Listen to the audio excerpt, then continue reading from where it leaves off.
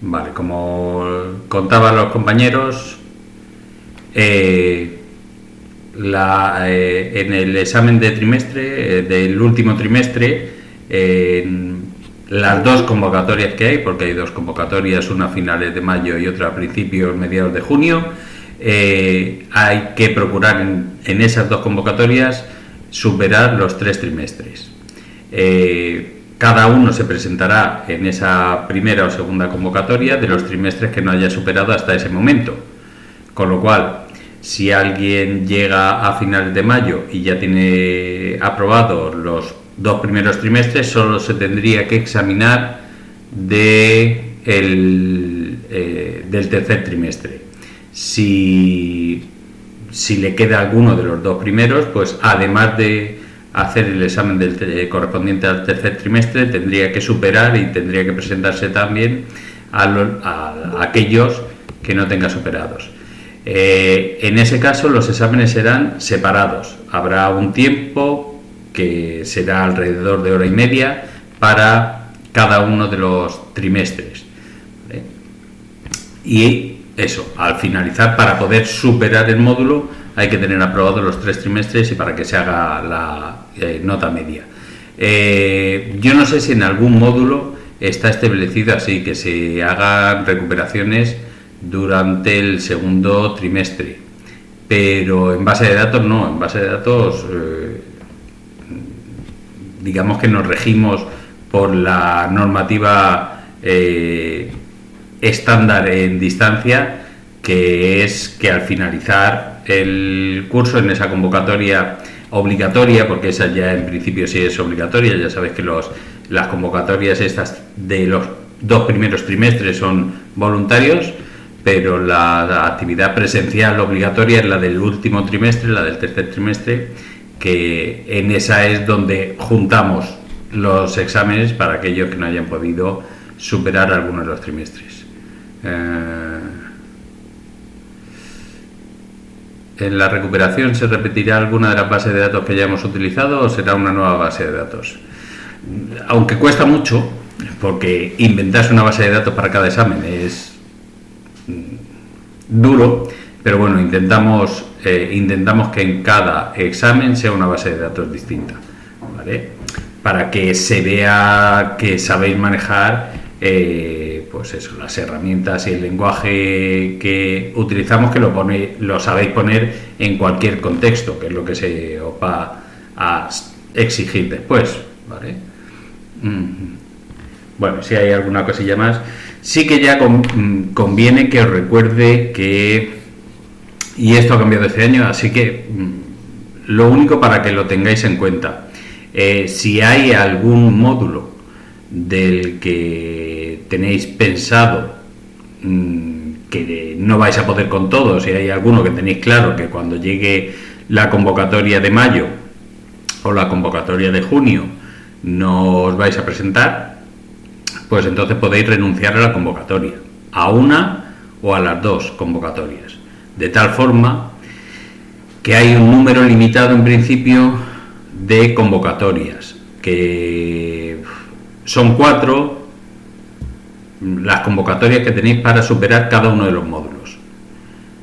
Entonces, luego se puede solicitar una convocatoria extraordinaria, que en realidad son otras 2, con lo cual es difícil que alguien, entiendo que muchos de vosotros estáis trabajando y no es fácil llevar los estudios con el trabajo, con lo cual se acumulan los módulos, pero evidentemente en 6 convocatorias distintas es relativamente fácil que lo superéis, ¿vale? Que lo vayáis superando, pero aún así es absurdo gastar esas convocatorias innecesariamente. Entonces, si alguien tiene claro que no se va a presentar a algún módulo o alguna convocatoria de algún módulo, solicitar la renuncia a la convocatoria, con lo cual esa no os cuenta y seguís teniendo esas 4, ¿vale? Oficiales más las 2 extraordinarias. Pues ya está, empezamos entonces el segundo trimestre. Ya viste que os abrí la unidad 4, y la unidad 4 habla del modelo relacional, ¿vale? El modelo relacional, si os acordáis, vamos nosotros estuvimos hablando ya de la fase de diseño, aunque empezamos a trabajar con la base de datos de la manera que creo más sencilla para vosotros, que es la de, a ver, que suba por aquí, que es la de utilizar las bases de datos ya creadas para extraer información de ellas, ¿vale? No significa, evidentemente, que sea fácil, pero sí es la que menos capacidad de abstracción en principio creemos que requiere. Pero luego, en realidad, vosotros debéis saber cómo crear la base de datos, no cómo utilizarla. Si ya empezamos a ver que inicialmente hay una fase de visión, de intentar analizar los requisitos que cada usuario, que cada cliente necesita de la base de datos. Y eso posiblemente que lo haga alguien de la empresa, que vaya, se entreviste con el cliente y recupere de esa empresa cliente los documentos que utilizan en la empresa, y de esos documentos se extraiga qué información necesita. Nosotros ya en la unidad 3 pasamos por el modelo por el diseño conceptual, utilizando para ello el modelo de entidad-relación. Ese modelo conceptual lo que hace es coger el análisis de requisitos e intentar extraer de ese análisis de requisitos las entidades y las relaciones que se encuentran en ese análisis, ¿vale? Entonces genera un diagrama. Utilizando ese modelo generamos un diagrama que intenta representar toda la información que necesitamos almacenar y qué relaciones existen entre los datos de unas y otras entidades. Evidentemente dijimos que útil para utilizarlo ya directamente en una base de datos, ese diagrama no es. Ese diagrama sirve de manera conceptual para entender el problema e ir acercándonos a una solución. El acercarnos a una solución nos va a llevar luego al modelo relacional, que es donde vamos a trabajar en esta unidad. Ese modelo relacional ya pertenece al diseño lógico, que quiere decir que ya tenemos en cuenta las exigencias que nos imponen los sistemas gestores de base de datos, en este caso los sistemas gestores de base de datos relacionales. Y así están, ahí ya hemos elegido que la solución que vamos a plantear para esa empresa, para ese cliente, es la utilización de una base de datos en un sistema gestor de base de datos relacional. Y pasamos entonces de un diagrama donde lo que existen son conjuntos de entidades y conjuntos de relaciones a un esquema relacional donde lo que vamos a tener es tablas. Ya han desaparecido los rombos, aunque han sido sustituidos simplemente en el diseño gráfico, en la parte gráfica, por esas líneas, ¿vale? Pero evidentemente nosotros vamos a hacer todo a base de tablas y de atributos en las tablas. Ahí ya vemos que hay distintos tipos de atributos. No se ven muy bien aquí porque está un poco pequeño, pero sí que podemos ver que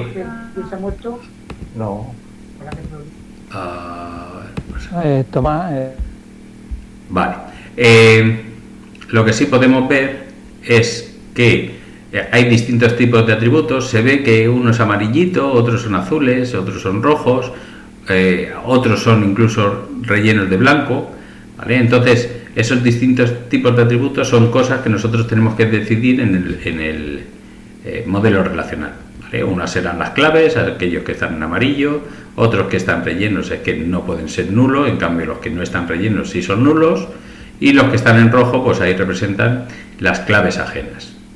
Todo eso es lo que vamos a ir viendo en esta unidad 4 del modelo relacional. Y una vez que tengamos hecho el modelo relacional, que evidentemente se me ha olvidado deciros que a vosotros sí que os van a dar esto. Hay dudas de que al principio empecéis a realizar el diseño conceptual, ¿vale? El modelo entidad-relación, pero lo que no hay duda es que una vez que a vosotros en el trabajo os den un diagrama entidad-relación, vais a tener que ser capaces de, a partir de ese diagrama entidad-relación, generar el correspondiente esquema relacional.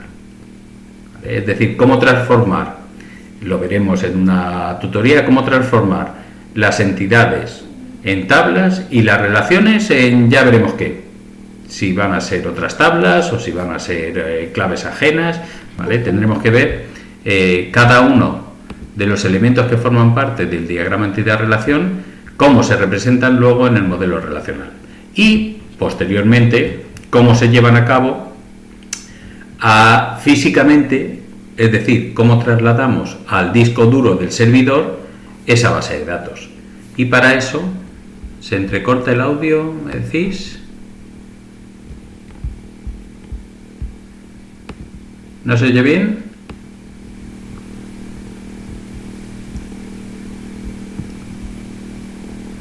Vamos a ver, no sé si es que está decayendo. Bueno, vamos a ver si es algo de la conexión a internet, no lo sé. Bueno, entonces, una vez que tenemos ese esquema relacional, que yo os he puesto un dibujo, ¿vale? Aquí se ve, a ver si puedo pasar aquí. Aquí se ve como un dibujo, pero el esquema relacional en realidad no va a ser un dibujo, o no tiene por qué ser un dibujo, se representa así, ¿vale? Y cada aplicación que utilicemos para representar ese esquema relacional lo hará de una forma o de otra, pero en realidad lo que vamos a tener son tablas que luego serán transformadas en el DDL. El DDL es el lenguaje de definición de datos, que es una parte del SQL. Hemos estado trabajando en el primer trimestre con una de esas partes del SQL, que son los SELECT, que forman parte del DML, del lenguaje de manipulación de datos, del DQL más bien, que es el lenguaje de consultas. ¿Vale? Y ahora vamos a utilizar instrucciones DDL para trasladar esa imagen o esa representación, la vamos a trasladar al disco duro del servidor. ¿Vale? Y para ello, pues aquí tenéis una serie de sentencias. Vuelvo a repetir, estas son sentencias DDL. Estamos definiendo cómo será nuestra base de datos. Si os paráis a leer lo que dicen estas instrucciones, seguro que entendéis bastante bien lo que hacen. Lo que hay que hacer es ser capaces de generarlas nosotros. Bueno, pues ese será, también forma parte de la unidad 4, es decir, la unidad 4 será transformar, entender el modelo relacional, que es lo que vamos a intentar ver hoy todo lo que podamos, entender el modelo relacional, transformar los diagramas entidad-relación a ese modelo relacional y generar el DDL necesario, la sentencia necesaria para llevar ese modelo relacional, ese esquema relacional, al gestor de base de datos. Vale, en cuanto a modelos de datos ya hemos utilizado alguno, el modelo de entidad-relación, y ahora pues utilizamos otro que es el del modelo relacional, que nos va a permitir definir esas estructuras de datos. Como habéis visto en el ejemplo, pues ese create table me permitirá crear una tabla, será una sentencia para crear una tabla, pero también podré pues crear dominios, o poder crear vistas, o podré modificar las estructuras que ya hay, ¿vale? También me permite indicar restricciones, por ejemplo, restricciones de integridad, es decir, si yo tengo departamentos y empleados, pues tengo que decidir si un empleado puede estar en un departamento que no sea de los que hay dentro de la base de datos. Entonces, lo normal es que eso no se permita, que no se le asigne a un empleado un departamento que, aunque puede existir, pero no está almacenado en la base de datos. Entonces, eso es una restricción de integridad referencial, por ejemplo, ¿vale? O restricciones de integridad de tal forma que si yo estoy estableciendo la fecha en las que un empleado ha trabajado en el Job History, por ejemplo, no puede ser que haya empezado en una fecha posterior a la de finalización del contrato, ¿vale? Eso es una restricción de integridad que me permitirá evitar errores simplemente. Hay veces que parece que nos lo hacen aposta para tocarnos las narices, pero no, es la forma en la que las bases de datos aseguran que el funcionamiento es el correcto y que los datos, pues eso, guardan esa integridad. Y luego también tenemos la forma de definir las operaciones de manipulación de los datos y en este caso de las estructuras de datos. Lo que hemos visto, tenemos modelos de datos conceptuales. En este capítulo estaría el anterior, los diagramas entidad-relación, el modelo entidad-relación, los modelos lógicos, que es en el que estamos ahora, que es el modelo relacional, y los modelos físicos, que son los que permiten establecer ya esas estructuras por la parte física de la informática, en los discos duros o en aquel tipo de almacenamiento secundario utilizado, ¿vale?, con el DDL. Los conceptuales pertenecen al mundo real, ¿vale?, el modelo de datos, y luego por la estructura del esquema, que están en principio, ¿vale? Los modelos de datos son los que me permiten modelizar el mundo real y generar con ello una estructura de datos, un esquema, en nuestro caso el esquema relacional.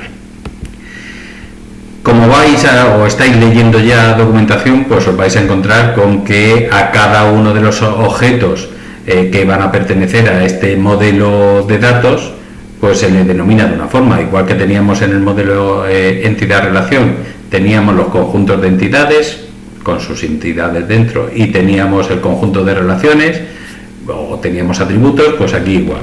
Entonces, en realidad, cada vez que hablemos de relación, lo que estamos hablando es de una tabla. Yo explicaba que el modelo relacional tuvo éxito y superó a otros ya existentes, el modelo jerárquico, el modelo en red, por la base matemática que le dieron. Y esa base matemática, en esa base matemática, una relación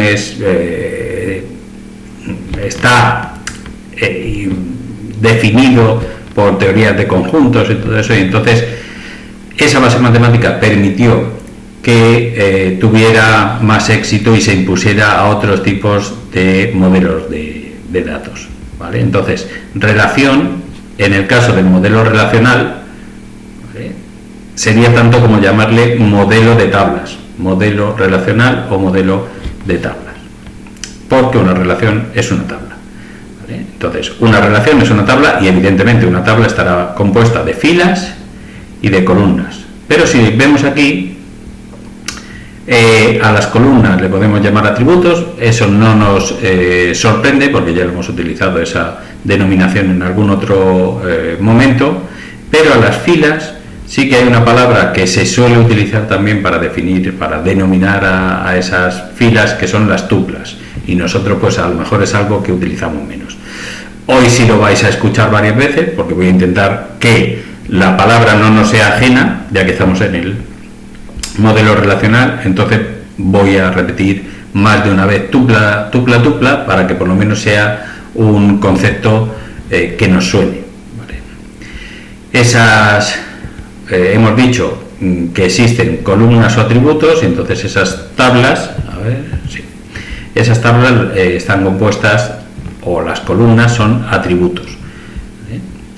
Y dice que un atributo es el nombre de cada uno de los datos que se va a almacenar en la relación. Pues aquí tenemos ejemplos de lo que puede ser cada uno de los ejemplos de atributos, ¿vale? Se supone, o nosotros tenemos que intentar, igual que cuando elegís las variables en programación se os dice que sean significativas, pues aquí también, que el nombre describa el significado, si es posible, de la información. Hay veces que no es fácil encontrar un nombre más o menos corto que defina bien correctamente el valor, el nombre de un atributo, ¿vale?, o el contenido que va a tener ese atributo. Vale, como veis, repetimos lo de tuplas, y dice que cada tupla de estas se refiere a cada elemento de la relación, cada registro. Entonces, ese es otro nombre que le vamos a dar a una de las filas, cada una de las filas de la tabla se llamará tupla, fila o incluso registro, como veremos más adelante, ¿vale? Entonces nos referimos con tupla a cada uno de los elementos de la tabla, en este caso a cada una de las filas de la tabla. Y dice que cada tupla se debe corresponder con un elemento del mundo real. Es decir, si estamos modelizando empleados, pues cada una de las filas de empleados será uno de los empleados. Eso es evidente. Y además dice que no puede haber dos tuplas iguales, es decir, dos filas que tengan los mismos valores en todos sus atributos, en todos sus campos. Ha pasado que supongo que conoceréis algún caso en el que a un alumno o una alumna se les tiene o ha tenido problemas para entrar en el aula virtual porque le han asignado dos números regionales de estudiante, dos NRE. Entonces, en este caso, ese estudiante o esa estudiante tendrá dos filas con sus datos. ¿Se incumple que cada tupla se debe corresponder con un elemento del mundo real? Pues casi que sí. Luego, esa evidentemente no está bien hecho. Algo ha fallado ahí para que el mismo elemento del mundo real esté almacenado en dos tuplas distintas. ¿Vale? Entonces, lo que hay que procurar es que eso no pase. Si yo me refiero a un estudiante, que el estudiante solo ocupe una fila, que no ocupe más de una. Pero bueno, por lo menos sé que cada fila sí que corresponde solo a un estudiante, no puede haber más de uno. Y el no puede haber dos tuplas iguales, en el caso de ese estudiante que tenga dos NREs, tendrá todo su nombre, sus apellidos, seguramente su dirección y su email igual, pero se diferenciarán o por eso han emitido un número regional de estudiante distinto, ¿vale? Porque siempre tiene que haber algún atributo, normalmente más de uno, en los que se diferencien. No puede haber dos filas, dos tuplas iguales con todos sus valores, ¿vale? Por eso, aunque sea el mismo estudiante, tiene dos NRE porque ocupa dos filas distintas en la tabla. Que no está bien, pero bueno, se podría mejorar, pero es una solución que habrán encontrado y no habrán visto otras posibles.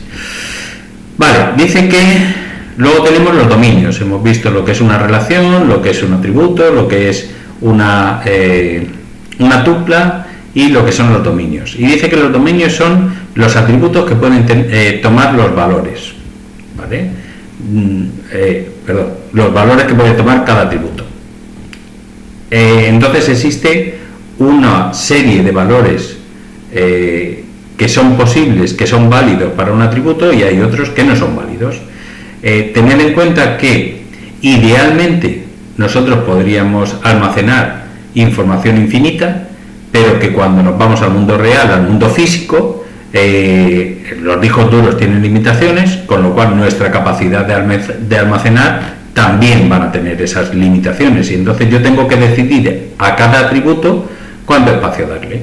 Si yo quisiera almacenar nombres, pues nombres es una combinación de caracteres.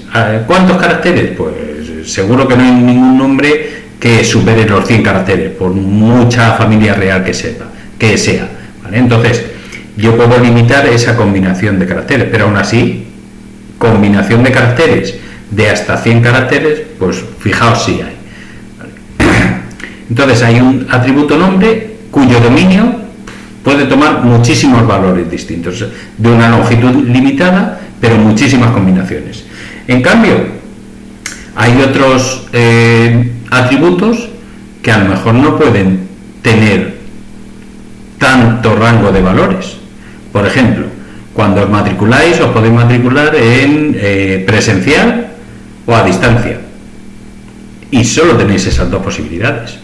Es decir, en el campo modalidad de vuestra matrícula, el dominio no puede ser la combinación de hasta 20 caracteres, por mucho que sería válido, pero si está bien hecha la base de datos, en vez de esa combinación de hasta 20 caracteres, yo diría no, el dominio para este atributo es solo dos valores, si es modalidad presencial o modalidad distancia.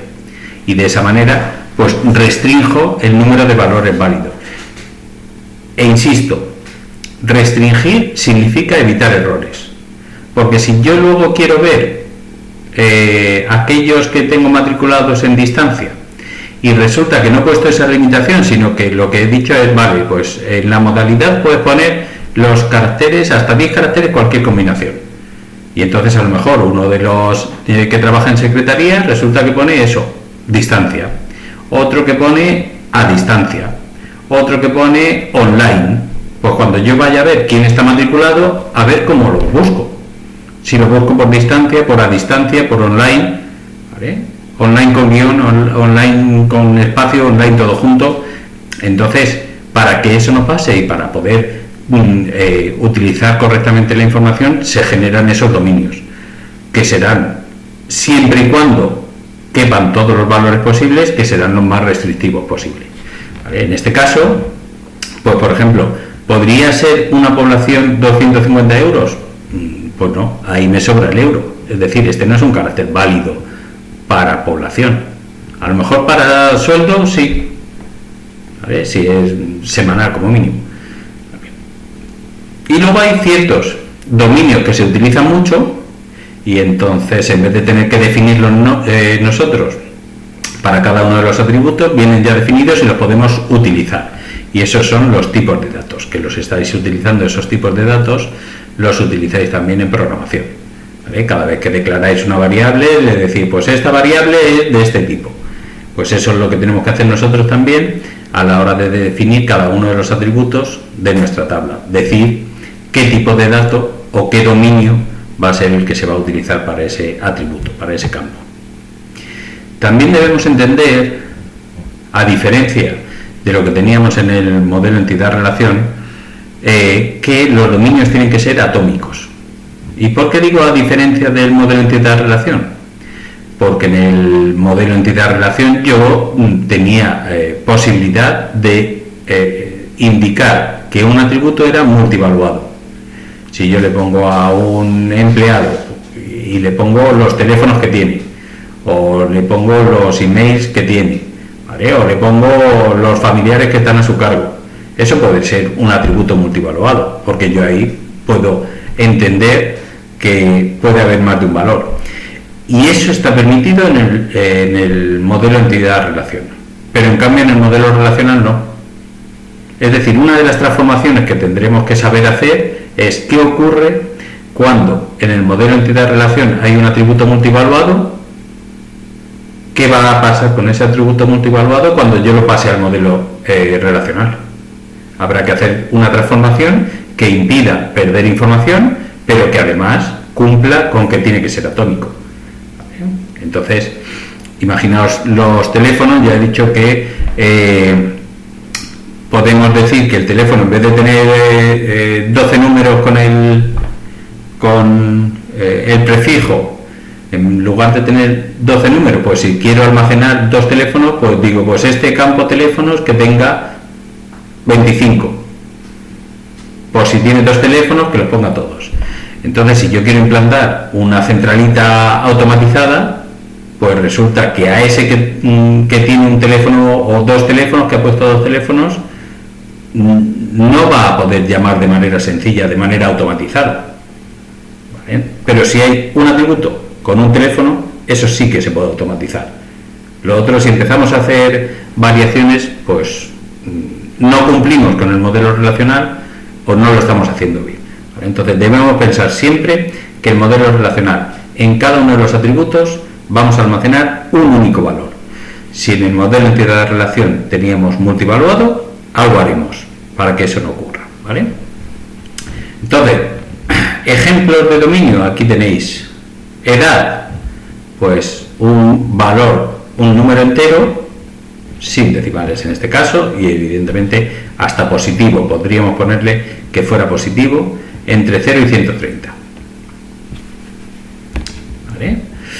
Y luego el sexo, pues el sexo es una cosa en la que podemos jugar, se queda grabado, por lo tanto voy a intentar ser extremadamente políticamente correcto, ¿vale?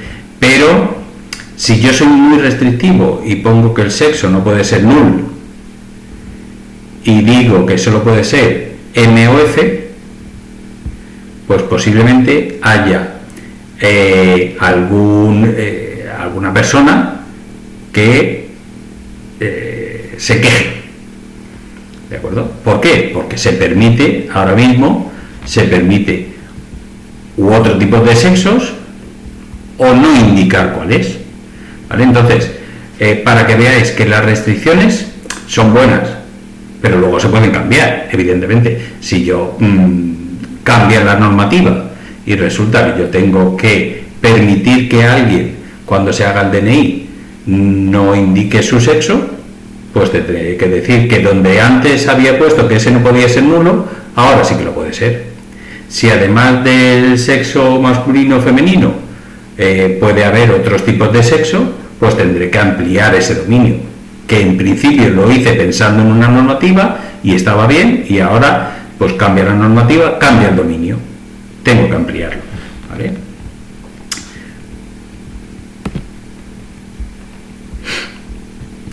Hablábamos también en el modelo de entidad-relación lo que era el grado de una relación. En aquel momento, en aquella unidad, grado era el número de conjuntos de entidades, el número de entidades que participaban en una relación. Entonces podíamos tener relaciones binarias, que era la más normal, relaciones ternarias, relaciones reflexivas, en las que participa el mismo conjunto de entidades, aunque son dos entidades distintas. En este caso, el grado indica el número de columnas o el número de atributos que tiene una relación. ¿Vale? En este caso, pues nombre, apellido, sueldo y dirección sería grado 4.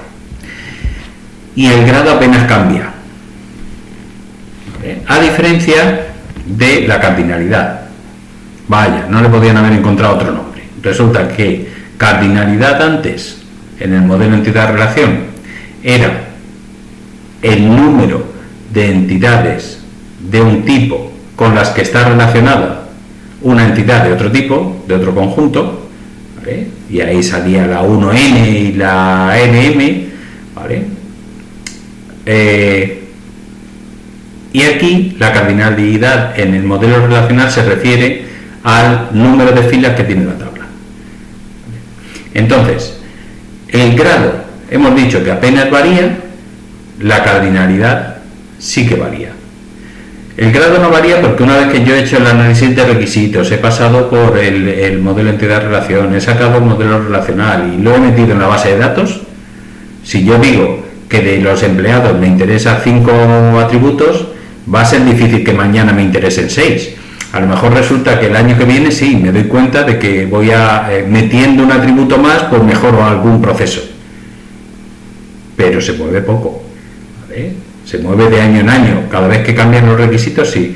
Pero los requisitos, si lo he hecho bien desde el principio, los requisitos tardarán en cambiarse. Ahora bien, la altura de una tabla, es decir, el número de registros que tiene, ese sí se modificará todos los días. Todos los días seguramente se matricule alguien nuevo o contrate a alguien o alguien cambie de trabajo y entonces le tengo que dar de baja.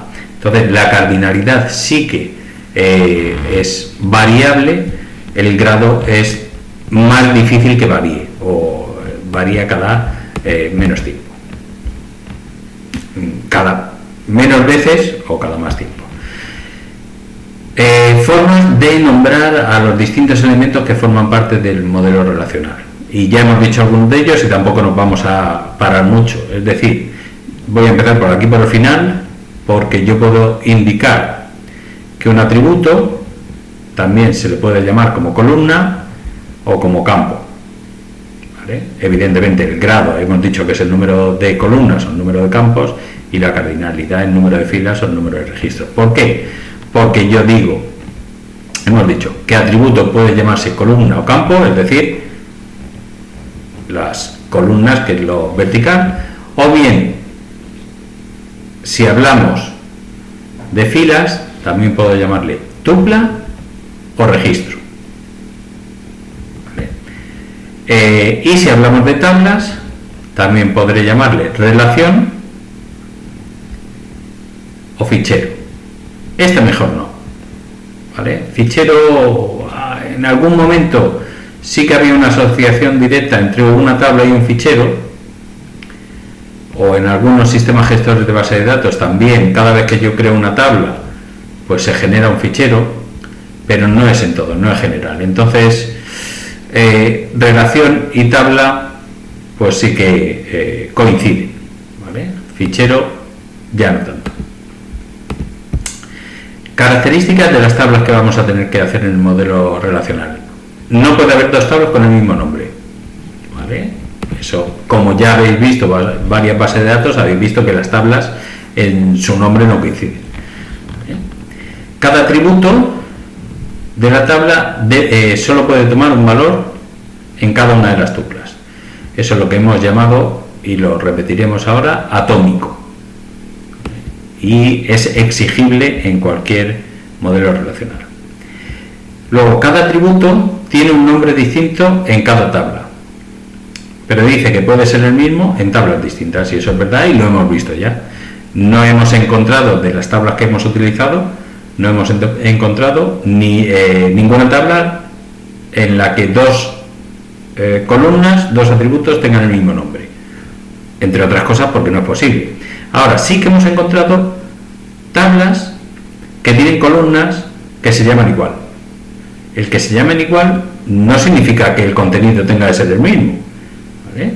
Pero por ejemplo, nosotros tenemos en la base de datos de recursos humanos, la de HR, hemos visto que hay una tabla que es empleados, que tiene uno de los atributos Manager ID, y también está el departamento, que tiene uno de los atributos también Manager ID. Entonces sí que se permite que en dos tablas distintas el nombre de las columnas coincida, en dos tablas distintas, pero no en la misma tabla. Se repite, no puede haber dos filas completamente iguales. Eso va a ser así, y luego veremos que hay, nos interesa eso para obtener ciertos atributos que forman parte de las claves, ¿vale? Y luego dice que el orden de las tuplas no importa.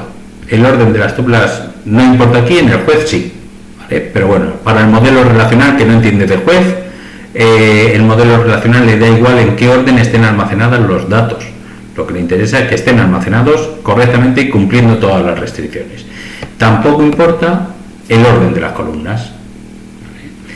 Ya sabemos nosotros que el orden se lo podemos dar nosotros, tanto con el order by como el orden que establecemos a la hora de poner el select, las columnas en el select, ¿vale? Entonces, ¿cómo estén almacenados? No importa el orden, lo que sí que importa es que cumplan las restricciones. Y si yo he definido un dominio para un atributo, pues evidentemente todos los valores de ese atributo deben estar dentro del dominio definido. En cuanto a tipos de relaciones, que vuelvo a repetir, es lo mismo que decir tipo de tablas, nosotros solo hemos trabajado con unas que serán las tablas base, es decir, de las persistentes, de aquellas que mientras que el usuario no diga esta tabla ya no la quiero, va a seguir ahí, si no ocurre ninguna desgracia y se nos rompe el gestor de base de datos. De las tablas persistentes son las que crea un usuario y las tiene que borrar un usuario, que no se hace de manera automática, sino que tiene que ser intencionado el borrado. Luego tenemos varias, y vuelvo a repetir que solo hemos utilizado nosotros las tablas base. Las tablas base son aquellas que almacenan realmente los datos, ¿vale? Dice que son independientes y se crean indicando su estructura y los ejemplares que contienen, ¿vale? Esas son las tablas base, las que hemos visto, hemos estado utilizando hasta ahora. Luego tenemos las vistas, y las vistas son los resultados de una consulta. Lo que pasa es que a ese resultado, que yo muchas veces os digo, los resultados de una consulta es una tabla. Pues como es una tabla, le puedo poner un nombre. Incluso los podría guardar físicamente como una tabla, pero bueno, para no hacerla esas tablas base, para no convertirlas en tablas base, yo puedo decir, voy a ejecutar esta consulta y a esa consulta le voy a poner un nombre. Alguien me ha dicho en otro momento, eso es como ponerle un alias. Sí, pero a partir de ese momento, como lo he definido como vista, ya ese alias lo puedo utilizar no en la misma consulta en la que estoy utilizando ese SSL, sino que le he puesto un alias y la puedo utilizar ya en cualquier consulta a partir de ese momento, ¿vale? Entonces es una consulta a la que se le asigna un nombre que puede ser referenciado en otras consultas. Lo veremos en alguna tutoría, ¿vale? Y luego están las instantáneas, que son esas vistas, pero que durante un tiempo yo quiero que las vistas que hemos visto, que hemos nombrado antes, se ejecute la consulta cada vez que alguien la referencia. En cambio, si yo las dejo como instantáneas, el resultado de la consulta se almacena, los datos de la consulta se almacenan durante un tiempo. Evidentemente, como los datos van cambiando, hay que asegurarse de que esas vistas instantáneas se vayan también refrescando, ¿vale? Pero durante un tiempo, para que no haya que rehacer la consulta, si es que se utiliza mucho la misma vista, ¿vale? En una aplicación normalmente se repiten las consultas, porque las consultas están programadas. Entonces, como están programadas, la misma consulta se va a repetir 100 veces. Y a lo mejor 100 veces en un segundo, si es que se utiliza mucho la aplicación. Con lo cual es mejor que en lugar de hacerla 100 veces, se hace una vez, se guarda durante un tiempo, suponiendo que esos datos no van a cambiar, y en las 100 siguientes veces no tengo que rehacer la consulta, sino que hago directamente acceso a la tabla, ¿vale? Entonces mejora mucho el rendimiento de la base de datos, siempre y cuando tengamos cuidado de qué datos almacenamos en esas instantáneas. Y a diferencia de las persistentes, que son las que el usuario tiene que borrar, con intención evidentemente de borrarla, luego las temporales son tablas que genera el sistema, pues incluso para hacer ordenaciones o para hacer los resultados de esas vistas, y que automáticamente el sistema borra. Se generan, se utilizan en ese momento y se borran automáticamente por el sistema gestor de base de datos. Bien, hemos dicho que no puede haber dos tuplas exactamente iguales, ¿vale? Porque no me lo permite el modelo entidad-relación. Entonces, si no hay dos tuplas exactamente iguales, quiere decir que hay una combinación de atributos que me permiten identificar, diferenciar a cada una de las tuplas del conjunto. Ese conjunto de atributos es lo que se conoce como superclave. ¿Vale? En HR, que a ver, no sé, o en el del examen, ¿vale? En proyectos, pues el nombre del proyecto, el domicilio y el ciclo, eso seguro que no hay dos proyectos que coincidan en nombre, dominio y ciclo. Con lo cual, eso es superclave. Porque no hay dos proyectos que puedan tener el mismo valor, no ya en todas las filas, sino que el nombre, domicilio y ciclo no pueden tener el mismo valor. Con lo cual, ese conjunto de atributos es superclave. Igual que también será superclave nombre, domicilio, ciclo y calificación. Evidentemente, si yo amplío, pues si lo pequeño era superclave, cuanto más amplíe, es superclave también. Esos son los conjuntos de atributos que serían superclave. El interés que tiene una superclave es mínimo, vale, que está ahí, es un concepto que está ahí, pero lo que sí me interesa son las claves candidatas. Eso sí me interesa, porque la clave candidata ya no me vale con que sea cualquier combinación, sino que es la combinación mínima. Es decir, aquel conjunto de atributos que si le quito uno, ya no es superclave. En este caso, ¿vale? En el de proyectos, nombre, dominio y ciclo hemos dicho que es superclave, pero es que nombre y dominio también es superclave. No puede haber dos proyectos que tengan el mismo nombre y el mismo dominio. De hecho, no puede haber dos proyectos tal y como se van a utilizar, que es que cada uno se va a guardar en GitHub, en un dominio de GitHub distinto. En realidad es que no puede haber dos proyectos con el mismo dominio, ¿vale? Porque digamos que no se podrían almacenar los dos en el mismo sitio, ¿vale? Entonces, nombre, dominio y ciclo hemos dicho que es superclave. Nombre y dominio es superclave, pero no es clave candidata. La clave candidata es dominio. No puede haber dos proyectos con el mismo dominio, ¿vale? Entonces, dominio es clave candidata. Tenemos otra clave candidata, que es el ID. Entonces, tampoco puede haber dos proyectos con el mismo identificador. ¿De acuerdo? Ya tenemos dos claves candidatas. Podemos tener varios, pero de esas dos voy a dejar solo una. De esas dos hay una que va a ser la principal y la otra será una clave alternativa. Entonces, ID y dominio son claves candidatas. Clave principal, ID. Clave alternativa, dominio. ¿De acuerdo? Entonces, ese es un ejemplo para explicar todo esto de lo que son superclaves, claves candidatas, claves primarias y claves alternativas. Y luego están otro tipo de claves, que esas ya no son, no nos tenemos que fijar en si se repiten los valores dentro de las tablas, sino que su valor tenemos que ver si coincide con los de otras tablas, ¿vale? Si representan además al mismo tipo de contenido, ¿vale? Y dice que son las claves ajenas, que se llaman también externas, foráneas o secundarias. Lo normal es una clave ajena o una clave foránea, ¿vale? Externa y secundaria. Y dice que es un atributo o conjunto de atributos de una relación cuyos valores coinciden con los valores de la clave primaria de alguna otra relación, o de por lo menos de una clave candidata, ¿vale? Dice que los valores de una clave ajena deben estar presentes como clave primaria en la tabla a la que se hace referencia, o bien ser valores nulos. En el caso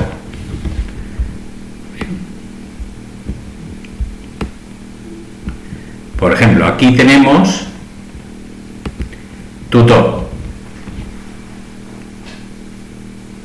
Fijaos que no tiene por qué tener el mismo nombre, pero tutor es una clave ajena, porque tutor se está refiriendo a un usuario, igual que lo de manager ID se refiere a un employee ID, ¿vale? Que también lo tendría por ahí. Pero en este caso, en los proyectos, cada proyecto va a tener un tutor y ese tutor es un usuario. Entonces, aquí habrá un identificador. Ese identificador, el 25, para poder estar aquí, el 25 tiene que estar aquí también. Si ese 25 no estuviera entre los usuarios, me daría un error. No lo puedo meter, porque no cumple esa restricción de integridad referencial. ¿Vale? Sí que podría decir, bueno, pues hay un proyecto que no tiene tutor. Eso está permitido, ¿vale? Ya se le pondrá. Sabemos el proyecto que hay, lo hemos dado de alta en la base de datos, pero todavía no se ha asignado quién va a tutorizar el proyecto. Eso se puede. Pero una vez que yo indico quién es el tutor, como es una clave ajena, ese valor debe estar en la clave primaria de aquella relación o aquella tabla con la que está relacionado, en este caso con el ID, ¿vale? Lo mismo aquí, ¿de quién es el currículo?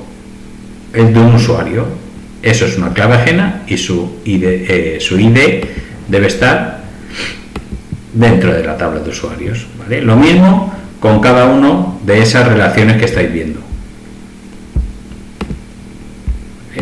Pues, bueno, no me voy a detener más aquí. Entonces, las claves ajenas, los valores de algo que está definido como clave ajena es porque debe aparecer ese mismo valor en la clave primaria de la tabla con la que está relacionada. ¿Vale? Y luego tenemos los índices, que como veis son estructuras que permiten una búsqueda más rápida. Entonces, tenemos la tabla con todos sus datos, la relación con todos sus datos, y luego se genera una estructura más pequeña con algunos de los datos que me permiten buscar en una tabla grande.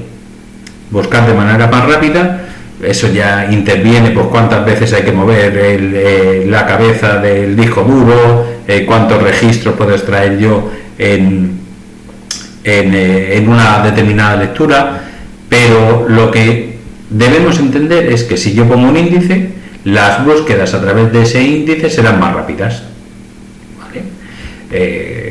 Lo que pasa es que ya no utilizamos enciclopedia, pero cuando se utilizaba una enciclopedia, pues teníamos un índice para ir buscando el contenido que queríamos, al que queríamos acceder, y el resto de la información teníamos que irnos a la página indicada para poder leerlo, ¿vale? Pues aquí igual, en este índice no van a estar todos los datos de los autores, sino que a lo mejor estamos buscando solo para apellidos, y entonces en el índice solo están los apellidos. Si quiero saber el nombre, pues me voy a esa fila y ya me aparecerá el nombre, los libros que ha escrito y todo lo demás, ¿vale?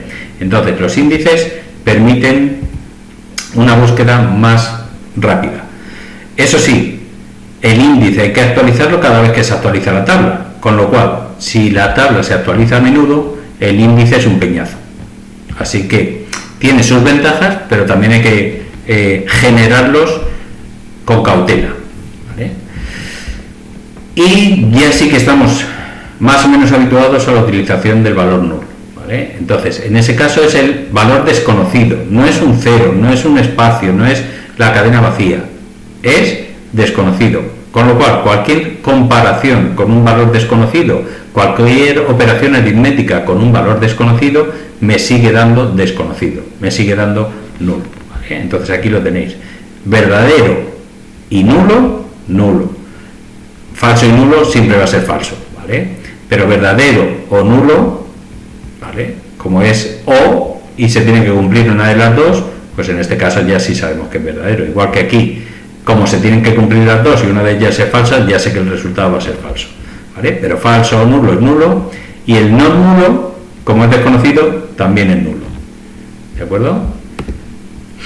Hemos visto las vistas y con esto cerramos, y además cerramos porque tengo una llamada urgente, ¿vale? Venga, lo dejamos aquí entonces. Muchas gracias.